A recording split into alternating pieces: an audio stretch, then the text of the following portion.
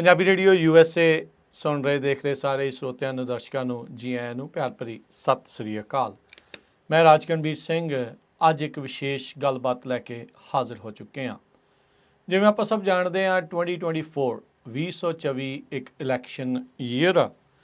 ਇਸ election year ਦੇ ਵਿੱਚ ਬਹੁਤ ਸਾਰੇ ਪੋਲੀਟੀਸ਼ੀਅਨਸ ਆਪੋ ਆਪਣੇ ਜਿਹੜੇ ਆ ਦਾ ਲਾਉਣਗੇ, ਬਹੁਤ ਸਾਰੇ ਆਪੋ ਆਪਣੀਆਂ ਗੱਲਾਂ ਰੱਖਣਗੇ। ਅੱਜ ਉਹਨਾਂ ਹੀ ਪੋਲੀਟੀਸ਼ੀਅਨਸ ਦੇ ਵਿੱਚੋਂ ਆਪਣੇ ਨਾਲ ਮਾਈਕਲ ਮੇਅਰ ਉਹ ਆ ਕੇ ਜੁੜ ਰਹੇ ਨੇ, ਗੱਲਬਾਤ ਜਿਹੜੀ ਉਹ ਕਰਨਗੇ। ਇਨਕੰਬੈਂਟ ਜਿਮ ਕੋਸਟਾ ਦੇ ਉਲਟ ਉਹ ਆਪਣੀ ਕੈਂਪੇਨ ਰਨ ਕਰ ਰਹੇ ਆ। ਆਓ ਉਹਨਾਂ ਦੇ ਨਾਲ ਗੱਲਬਾਤ ਕਰਦੇ ਹਾਂ, ਜਾਣਦੇ ਹਾਂ ਕੀ ਆ ਉਹਨਾਂ ਦੇ ਵਿਚਾਰ, ਕੀ ਆ ਉਹਨਾਂ ਦੇ ਏਜੰਡੇ ਦੇ ਉੱਤੇ, ਕੀ ਇਹ ਵੈਲੀ ਦੇ ਲਈ, ਕੀ ਇਹ ਫਰੈਜ਼ਨੋ ਦੇ ਲਈ ਕਰ ਸਕਦੇ ਆ, ਕੀ ਇਹ ਕਹਿੰਦੇ ਆ। Michael Mayer, welcome to the show. Welcome, ਸਤਿ ਸ਼੍ਰੀ ਅਕਾਲ। ਸਤਿ ਸ਼੍ਰੀ ਅਕਾਲ ਜੀ। How are you? Very good. How's the campaign mode going on? Campaign is doing amazing. The amount of support that we have just amongst the community coming out and saying it's time for a new generation of leadership, and they're ready to see some change and deliver some solutions to the problems that we're facing. I'm humbled and honored by the support of so many people coming out to support the new generation of leadership. Okay, so Michael, if you can briefly discuss your background, how you came into this thing. You're running second time. I am. So I ran for office at the last election. I was asked by farmers and some members of the community to go back to serve. So I served in the military. I was in the U.S. Navy. I worked in the federal government with the U.S. Department of Justice as a special agent with the FBI. And in between that time, I also ran an engineering and construction company that we built industrial electrical, so water treatment and wastewater plants and industrial packaging facilities. And then I was in aviation, business aviation globally, in Asia, Europe, and here in America. Okay.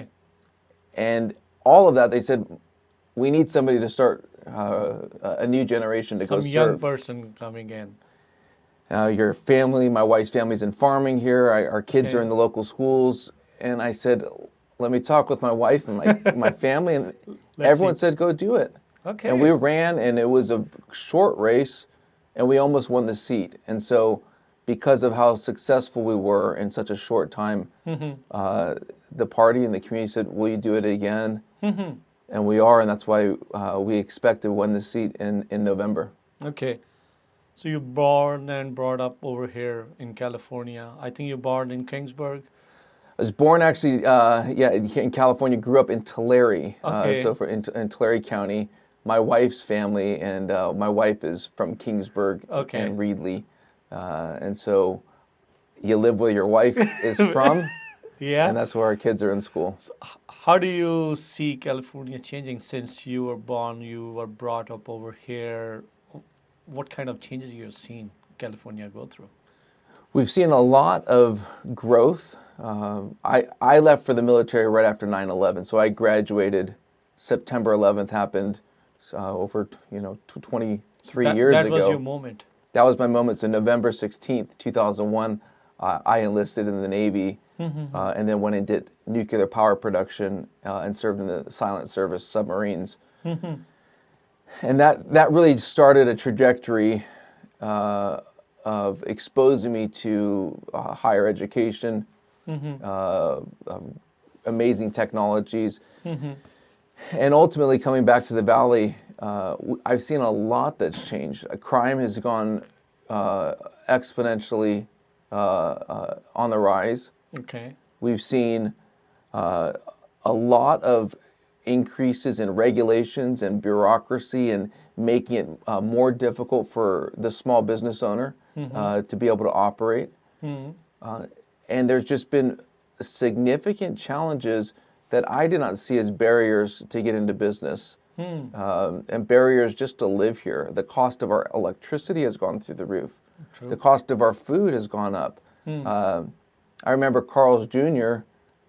advertised a $6 burger, and it didn't even cost $6. It was making fun of restaurants that sold $6 burgers. You go to Carl's Jr., you're spending $20 on just your own fuel for yourself. And these are things that need to be able to be dealt with, and those costs have to come down. We have to have more opportunities for people. One other thing I see is we need and we depend significantly on immigration. We are not having enough engineers and doctors and nurses, and all of the conflict that we see in Washington it's broken. They're not doing enough to bring in, especially from India, from Punjab. We have engineers, doctors, leaders in these fields, and we need to continue to be bringing them in. A lot of people in our trucking industry, experienced professionals, and what we see now happening at our southern border, there's going to be a backlash that is not supporting this. And it is critical that we have these communities coming in easily into the United States to take care of very, very serious jobs that are understaffed. Rather than risking everything, risking their life and coming through that border, you wanted to have a smoother immigration process? We need to have a smooth immigration process, and we also need to secure the border.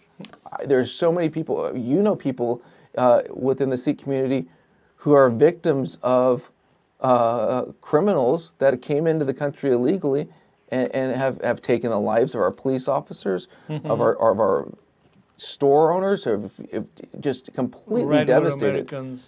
Drugs that are coming in, criminal elements that are coming in. It's not the people. We need to have a very simple pathway for people to come in and leave and go and back and forth.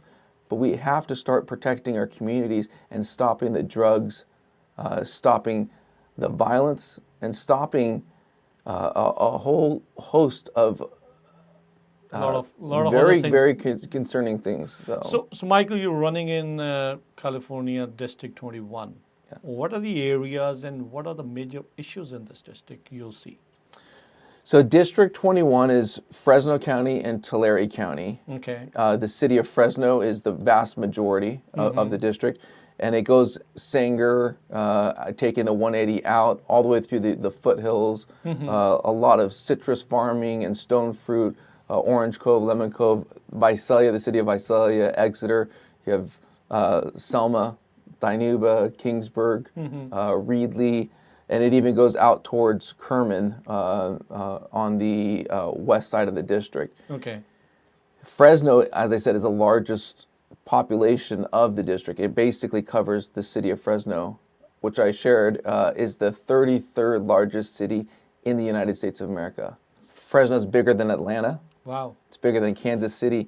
And I think when people start making that comparison, they'll realize how much we have been taken advantage of by those who have been elected, not bringing the resources, the economic stimulus that you're seeing in these other states that have NFL teams and major universities and all kinds of federal support. That's lacking here? Completely. 33rd largest city in the United States. And we are still sub-offices on most of our federal agencies, 2 offices in Sacramento, which is even a smaller city than Fresno. And so our economy, I talk to people every day. It's economics. It's basic issues in our community. Nothing is partisan. It's not Democrat or Republican. This is our cost of food has gone through the roof. My paycheck is fixed. But I can't afford anything anymore because food costs more. My electricity bills have gone up 30%. Gas prices have gone up. Your dollar does not go as far as it is. And what are we getting for it? That's very, very serious. And then crime and public safety is the other major concern on a lot of people's minds right now. Do we have safe communities? Great people and great teachers. Our public education in Fresno is failing. We have students. There's not one student at some of the high schools in Fresno that can even read at grade level. Really? And it's not our teachers' fault. We have amazing teachers. There's a lack of accountability of the people that are getting government jobs and government salaries and are elected that are not actually taking care of our community. And that's what I'm representing, drawing attention to these matters, Mm-hmm. and so we can support the people. Okay. So, Michael, you talked about inflation, affordability. What are your solutions to it? How do you see that you can fix these kind of things? So some things that I can do, and I'm already doing, I'm a business owner. I'm not a lifetime politician. Mm-hmm. Most of the politicians that we see, the guy I'm running against, 50 years he's been in public office. He's a politician. Never ran a business. There's no family. There's no children. He doesn't understand what it means to be a father of kids in the public school system and the challenges that you deal with. Okay. And being on a government job your entire life, he doesn't worry about costs of things. These are things that I go through as a husband and a father, the things that impact us. But us as a businessman, what I've done and I'm doing is bringing opportunities straight to our valley. How do we actually start having more opportunities to create money, to create higher paying jobs? And so in office as a politician, it's not just about passing laws and showing up and handing out awards. How do I get some of the agencies to be able to do things? And one big thing is there's a lot of programs with the Small Business Administration, SBA, and the U.S. Department of Agriculture, the USDA. They'll do home loans and they'll do business loans for our disadvantaged communities and for just average business owners. But a lot of people I know, they say that they have been waiting for years to get it approved. What's happening there? And so the problem is the bureaucracy is too big and it doesn't work. You have these programs that Congress has passed laws saying make money available for people regardless. They don't need to give personal guarantees. They don't need to give qualifications. Okay. And then the SBA or the USDA doesn't go directly to the people. There's now a middleman, a bank, that is in charge of the paperwork. And then the bank says, we want you to guarantee your home. Some collateral. We start doing all of this collateral. The whole reason we pass the laws is to not make have that. that. So I know veterans, myself as a veteran, have had to deal with this issue with the bank on a SBA loan for a business. Businesses create opportunity. Businesses pay the people, and they succeed by having customers. That ingenuity is how you develop wealth in a country and in a nation. And when you have programs like this that are meant to be serving the people and they're not being administered correctly, and you have banks in between, these lending brokerages that are preventing the people from getting access to the money. I know 6 families right now who are not a year out. They have not even been able to move into the house that's built and it's ready for them because they have not had this lending company Approve it. And I've already talked, as I'm not a congressman, I've already talked to some of the people in the USDA to find out this in-between group of banks, these groups of lenders, are the problem on some of these things. So you're saying that basically these lenders, these banks, they are not doing what Congress said to do? That's what it appears. And I will look at each individual situation. I know me personally, I'm a service disabled veteran. I was injured on active duty service. I was medically retired from the military. Okay. I recovered at the Fresno VA hospital. And in that, there's qualifications and there's opportunities as a disabled veteran for me as a business person. And when I went to a bank here in the Valley, they said, well, we need you to give put your house on the line and put your other businesses on the line for this. And for me, I was quick to move forward and I did that.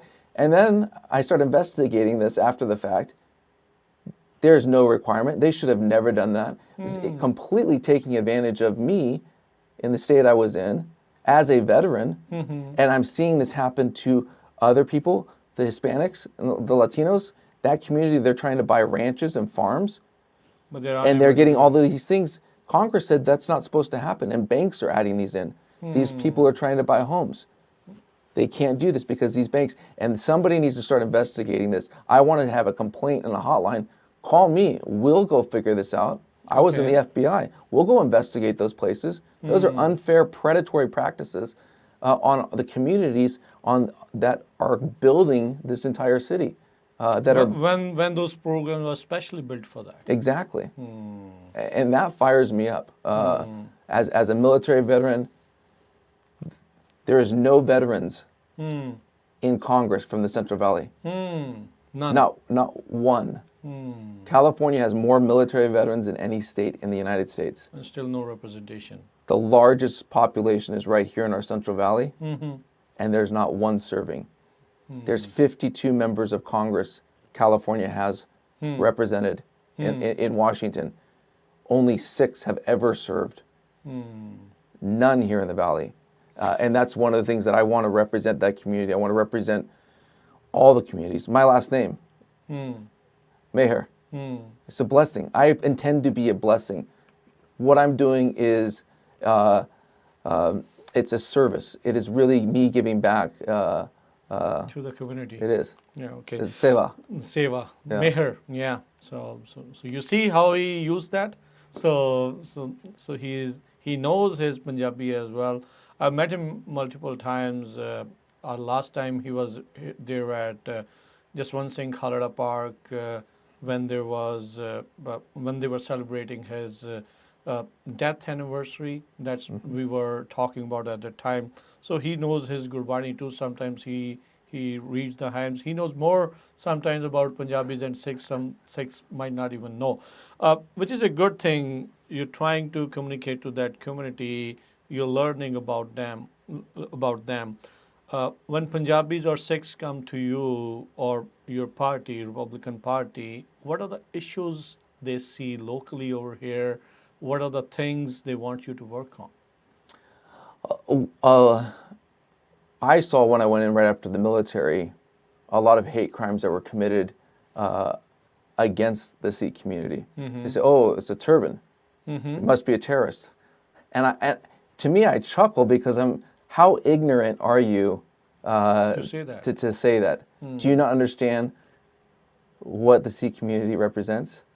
What the bracelet represents? This is a warrior culture that has stood up against oppression, that has stood up against all of these things for a long history of this. Do you understand even the foundation of Sikhism? And as I explain to people, I don't want to beat them over the head and say, how ignorant are you to this community? But you should get to know this community. The longer haul.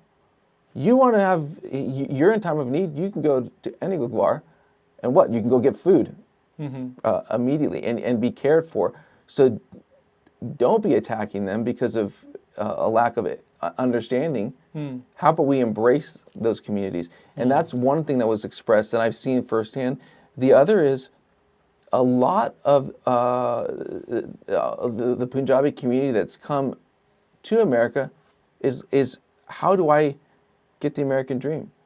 They will put their work and their life into working we have in our gas stations, in the trucking communities, in the medical communities, tirelessly serve fire departments. We have will be the first. I went to the United States Naval Academy in Annapolis, and I didn't finish there, but I spent time from my active service. The first Sikh American is going to be graduating from the Naval Academy next year. That's good. Absolutely incredible. And America is starting to see how important this is. In Canada, people see this. They know. Justin Trudeau, whatever you think, understands how important the community is. And that's all I've been asked is be an advocate. And I've done that. Mayor Alan Autry, he used to be the mayor of Fresno. I represented the city of Fresno to Punjab. And that was something that about 15 plus years ago, where I started building some of those relationships. I spent time even with the Muslim community in Pakistan, and then all the way out, Andhra Pradesh and out to the Golden Temple, and being able to talk about Guru Ram Das. There's so much history that we shouldn't be trying to forget. Right now, we were trying to tear down statues. We need to remember our history because there's strength in that history. There's pride in that history. And me, as I'm a Christian, a father, because of my faith, I have the ability to embrace all of these other faiths and be able to embrace the community behind it and say, let's all come together. And that's why I said the campaign's going great. It's incredible being able to bring everyone together. Okay. So Michael over here, we do trucking shows, we do a lot of farming shows, we talk to everyday people, store owners and everything. Where do you think state of California is going with these people? Over here, you talk to any farmer, water is a big problem. There's a lot of water going, as they say, to the ocean, but not coming here for irrigation. Lot of reservoir problem, no water storage. If you are elected, what do you think you can do for them? I can solve the problem. How? So I mentioned in the beginning, I did nuclear power production in the military. Not only do we have a water crisis, we have an energy crisis. Exactly. Everyone says, the governor and the state says we need electric cars and sustainable Zero fuels. emission everything. All of this. And I'm all about taking care of my environment, and I'm involved in those things. But I even have a car that I plug in at night. It's a hybrid. But you started telling me I can't even plug it in because we don't have electricity to do that? Yeah. How is that going to happen when we increase in that space? So in nuclear power, the great thing about nuclear power, it's carbon negative, it's clean energy, it's abundant energy, it's safe energy. We also produce water, through desalination, which takes a lot of energy. Southern California takes a lot of our water. The farmers are selling their water that are in abundance to Southern California. If we put in nuclear power facilities at the Navy base down in Seal Beach, right by the Port of Los Angeles and Port of Long Beach, we can do excess power and give energy, free energy back to the community and make abundance of water that can go provide for Southern But California. they're trying to shut down the only one nuclear power plant left. And that's why in Congress, I can help push those things because it's a Navy base. I was Navy. I did nuclear power. I'm not going to go through the same channels. We're going to say this is a national security issue. Food insecurity is significant, not just in the United States. And food insecurity doesn't mean access to food. It means quality food that is nourishing to our bodies. And ag provides that not only for the whole United States, but the world. And so the answer is not shutting down farming. It's being able to make every single piece of dirt in the Central Valley farm. We've turned deserts, Saudi Arabia, right? They have Djibouti. They're putting in desalination plants in Jeddah. How do you even get water to Mecca? It comes from the desalination plants. They send it over.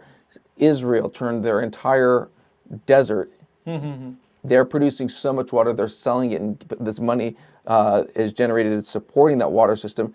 They're selling water to Jordan. They're providing it to Syria. They're providing it to Gaza. That is something that, why can't we do that? We're America. We should advance these technologies. And I will bring and advocate for that. I already have other people supporting my plans because there's a clear pathway to do that. My wife's family's farmed for generations here in the valley. But there is a other aspect of nuclear plants. They say that something like Japan happens and it's very devastating. And so things that happen in Japan are devastating. And there's a history of things. The Navy, like Chernobyl or anything. And why do those things happen? Bombs are also dangerous when you don't take the proper care in operating them. The U.S. Navy operates nuclear power plants on warships. If we can have on a U.S. Navy aircraft carrier 2 nuclear reactors and 6,000 people living on a ship, and we're able to do that in war, don't tell me we can't do that right at home. We absolutely can. Diablo plant here in California, they can't shut it down because there's no way to provide the electricity. Wind power is not reliable. It's also bad for our bats, our birds that are killed, our solar fields. What's the benefit for that? You're sending a lot of money in solar production. You're buying and supporting China. All the batteries are coming out of China. And for what? It's not good for the land. It's not good for the community, and it's not reliable because when the sun sets at night, you don't have electricity. It's the only solution that can actually solve the energy crisis, and the water crisis is man-made. It is a bunch of bureaucrats, including my opponent, who's been there for 50 years in politics. Water's only gotten worse. He hasn't done anything to bring more water to the valley. Most of the farmers who are in white areas, California, we have SGMA, the Sustainable Groundwater Management Act, and this has created all of these GSAs that are managing how we're doing this. Their hands are tied because of bureaucracy that has created rules, not based on logic, but based on bureaucracy. And that's where the federal government needs to step in and say, no, we are not only supporting our farmers, we are going to expand our farming. Because why does the USDA exist? Why does the federal government exist? To protect, it should be protect the people. Why do we not use some of these glyphosates? And why do we not use some of these pesticides that we know are DDT that's going to hurt people? So we do it cleaner and better than anywhere else. Why are we not increasing our production and sending our ag supply all over the world? Why is it not in every single classroom? And we do that. I'm sorry. A lot of the Punjabi and Sikh farmers that I've talked to have started, they are in some of these white areas that are suffering from no water. They have been fined. And fined when there's water of abundance that we can take from the Delta. There's simple solutions, very simple. No one is championing it. No one is getting out. And I've been very public on that. Okay. As you mentioned before, you've been in the FBI. Recently, foreign interference, transnational repression, that has been in the forefront. Sikh communities, Sikh activists asking for their homeland, they have been threatened. There have been plots to kill them. As an American citizen, if you're elected, or right now as an American citizen, how do you see India doing that on U.S. soil? It's a violation of our law, and they need to be held accountable. You do not do extrajudicial killings of U.S. citizens or anyone, period. I don't care if you're a citizen or not, on our land and on our soil. And this shouldn't exist anywhere. Every human being has the right to live.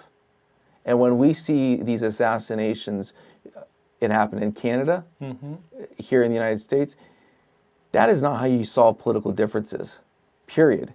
And one thing that we do have is the ability through our State Department to communicate. The ambassador to India, U.S.'s ambassador to India is former LA Mayor. Former LA Mayor, Eric Garcetti, who I know. I went to Oxford University at Queen's College. He's also an old member from Oxford, the Queen's College. And India is a major trade partner. There's a lot of things. That is not how you solve the situation with the Khalistan movement. Let's hear those grievances. You talk about Blue Star. You talk about some of the things that are historical issues. Why do you have conflict? When people are not being listened to and people are not being heard, they resort to the next thing that they know how to do, which is violence. And we have to stop that by listening and also being a clear authority and saying, not when America exists, we cannot see these things happen. Period. Human rights are human rights. Doesn't matter what country you're in. Okay. So as you heard Michael, so those things are unacceptable. They should not happen. You heard it from Michael. He's talking to us on Punjabi Radio USA right now. He's running his campaign against Jim Costa. He's a Democrat. Michael Maher, he's a Republican candidate against him. So Michael, are you in this primary or you're directly going to the general election? I am. You'll see me on the ballot, but because how well we did last year in the race, no one wanted to run against me Okay. at all, and so I will move on and advance to the general election. But I still need people to show up and vote because it's critical. It's not just for me that's on the ballot, but there's a lot of other things that they need to be voting for. Here in the local community, there's county supervisors and city council races. So it will be Jim Costa and me, and it is the clear representation. A guy who served, who's given over 50 years in public service, and me, a guy who's in his 40s, who's involved here in the community, that is ready to take up and be the new generation that's going to serve and represent Fresno and the entire 21st district. All right. Thank you very much. Thank you you. for sitting with us, talking to us, telling your plans for the valley, telling your plans for Fresno. Hope to talk to you soon again. Thank you very much. Thank you. Thank you. Sat Sri Akal.